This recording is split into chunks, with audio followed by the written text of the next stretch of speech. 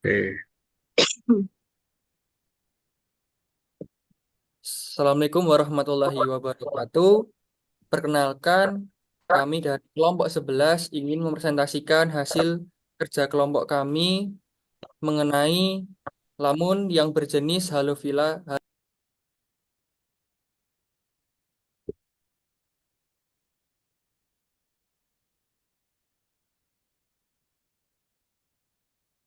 Saya Roland dengan NIU 50439. Saya Cantika dengan NIU 496810. Saya Ainur Rodia Nurhayati dengan NIU 497044. Saya Vidila Kristovani Tarigan dengan NIU 497243. dan saya Zudiardi dengan NIU 500214.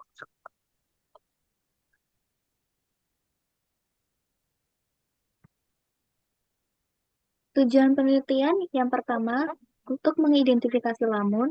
Yang kedua, membuat preparat kering. Yang ketiga, menganalisis persentase tutupan lamun.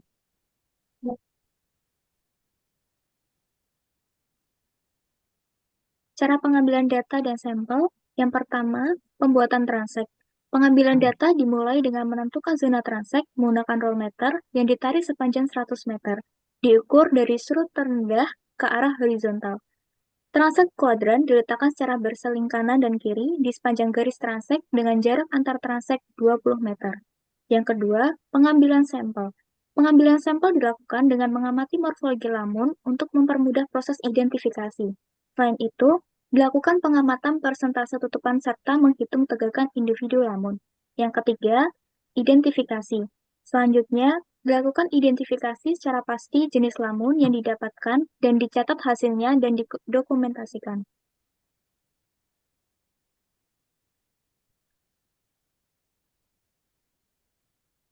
Indonesia merupakan negara kepulauan yang memiliki potensi sumber daya laut yang besar dan biodiversitas tinggi. Salah satu sumber daya laut yang diakui dan memiliki peranan penting bagi kehidupan laut, selain terumbu karang dan mangrove, ialah padang lamun. Di dunia, terdapat 60 jenis lamun dengan rincian 13 genus dan 5 famili.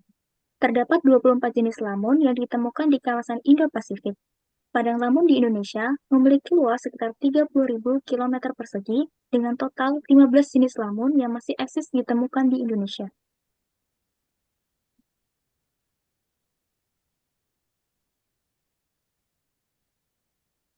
Lamun merupakan jenis tumbuhan Angiospermae yang dapat membentuk padang lamun dan memiliki peran ekologi yang penting dalam meningkatkan kekayaan serta kelimpahan berbagai organisme lain seperti ikan, invertebrata, dan tumbuhan epifit. Lamun dapat ditemukan dan tumbuh dengan baik di perairan laut dangkal. Pada dasarnya, lamun merupakan tumbuhan monokotil berbiji satu yang sama seperti tumbuhan berpembuluh yang hidup di darat, yaitu memiliki akar, rimpang, daun, bunga, dan buah. Ekosistem padang lamun merupakan ekosistem di wilayah pesisir yang didominasi oleh lamun sebagai vegetasi utamanya, yang dapat bertahan hidup secara permanen di bawah permukaan air laut.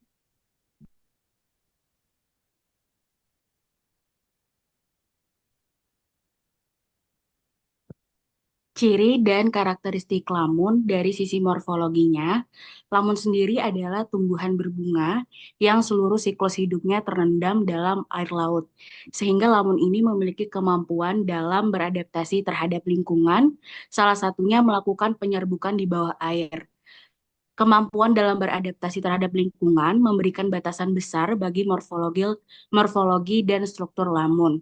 Hampir semua spesies lamun memiliki struktur umum yang terdiri dari batang, selubung dan daun, akar, dan rizom. Dari gambar tampak batang lamun yang berdiri tegak yang terbentuk dari nodus atau buku-buku di rizom. Untuk sebagian besar spesies lamun memiliki batang yang lunak, tidak terlalu bercabang, dan panjangnya bervariasi. Untuk akar ini sama juga tumbuh dari nodus-nodus rizom yang dia menyesuaikan lamun ini tumbuh di substrat atau di sedimen seperti apa. Ketika lamun yang tumbuh di substrat yang berlumpur, maka akarnya akan berukuran besar, lembut, dan tidak bercabang yang disertai dengan rambut-rambut akar kecil. Tetapi ketika dia tumbuh di substrat yang berpasir, maka akar akan bertumbuh dengan banyak rambut-rambut akar dan bercabang. Sedangkan untuk sedimen yang keras dan substrat yang berbatu, maka akar lamun akan berbentuk dan berukuran tebal, bercabang, dan memiliki rambut akar. Daun pada lamun ini tumbuh dari batang di atas batang lamun atau bisa juga dari nodus rizom ketika batang tidak ada. Daun terdiri dari selubung daun dan bilah daun. Selubung itu biasanya di bagian bawah dekat rizom yang menutupi batang, sedangkan bilah daun itu berada di ujung-ujung daun. Daun pada lamun itu umumnya seperti digambar berbentuk strap dan datar, tetapi bisa juga berbentuk strap tetapi melengkung. Untuk sebagian besar spesies lamun memiliki sel serat di ujung-ujung bilah daunnya gitu. Jadi peranan dari sel serat ini yaitu memberikan kekuatan ketika ada gelombang yang kuat.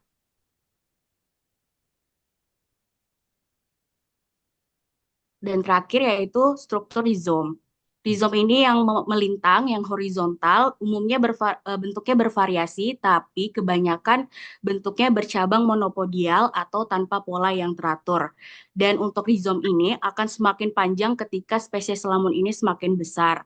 Rizom ini digunakan untuk menyimpan nutrisi, mengikat tanaman pada substrat, pertumbuhan vegetatif, dan dukungan mekanis. Kemudian terdapat morfologi khusus pada lamun dengan spesies Halophila spinulosa. Halophila spinulosa masuk ke dalam genus Halophila. Secara umum, morfologis genus Halophila yaitu berbentuk tanaman yang kecil, rapuh, dan memiliki urat tengah, urat intramarginal yang dihubungkan oleh urat melintang. Secara spesifik, morfologi Halophila spinulosa memiliki perakaran yang tidak bercabang atau simple root. Setiap buku atau not pada rizoma memiliki satu akar, daun majemuk berbentuk bulat panjang. Daun berpasangan dengan posisi berlawanan 10 hingga 12 pasang, terletak pada satu bidang tersusun miring di sekitar tangkai dan memiliki ujung daun bergerigi atau serat. Tumbuh di substrat berpasir dengan persebaran di daerah intertidal.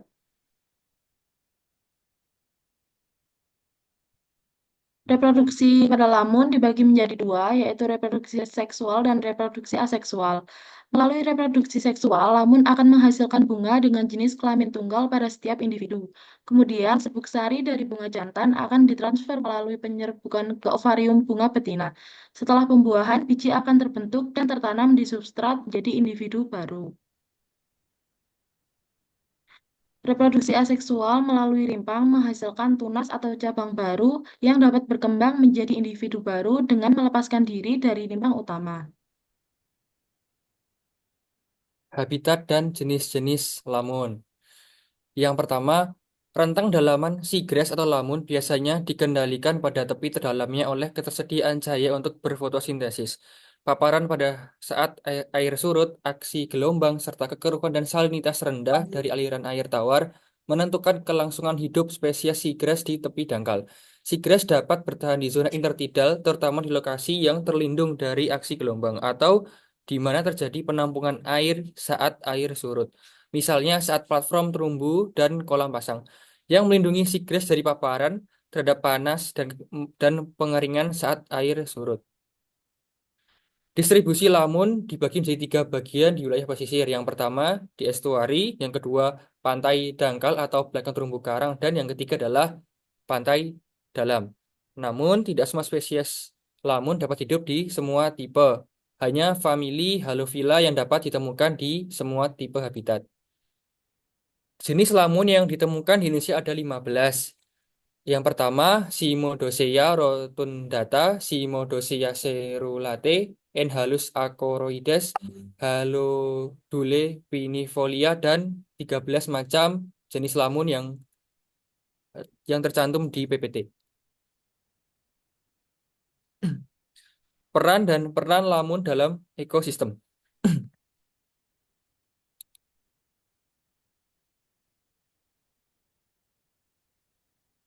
Lamun memiliki berbagai hak manfaat bagi kehidupan biota bawah laut. Yang pertama, sebagai produsen primer. Yang kedua, habitat organisme laut dangkal, seperti daerah asuhan, daerah pemijahan, daerah mencari makan, dan daerah untuk mencari perlindungan. Yang ketiga, sebagai filter atau penyaring sedimen pendaur zat hara. Padang lamun memiliki kemampuan dalam menyerap karbon dengan kemampuan menyerap 1,9 sampai 5,8 megaton karbon per tahun. Selanjutnya akan dilanjutkan oleh Zudi. Oke, terkait dengan pengelolaan ekosistem Lamun. Lamun sendiri diatur dalam Keputusan Menteri Kependudukan dan Lingkungan Hidup Nomor 200 Tahun 2004. Berdasarkan peraturan tersebut, kondisi Padang Lamun sendiri itu dibagi menjadi tiga kategori, yaitu sehat atau tutupan lamun lebih dari 60%, kurang sehat yaitu 30 sampai 59,9%, dan miskin 0 sampai 29,9%.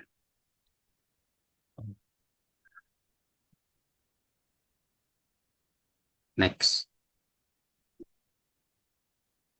Oke.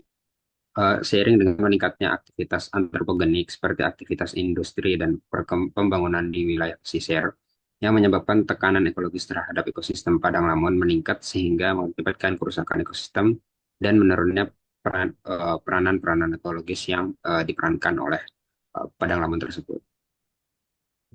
Nah, oleh karena itu harus dilakukan upaya perlindungan dan pelestarian melalui program manajemen dan konservasi seperti Integrated Coastal Management atau ICM atau pengelolaan pesisir secara terpadu. Salah satu upaya rehabilitasi yang telah dilakukan yaitu transplantasi lamon pada habitat yang telah rusak dan penanaman lamon buatan untuk menjaga kelestariannya. Terima kasih. Eh, Mungkin cukup sekian yang dapat kami sampaikan di kelompok 11 mengenai lamun yang berjenis Halophila spinulosa. Cukup sekian dapat kami sampaikan. Kurang lebihnya mohon maaf. Wassalamualaikum warahmatullahi wabarakatuh.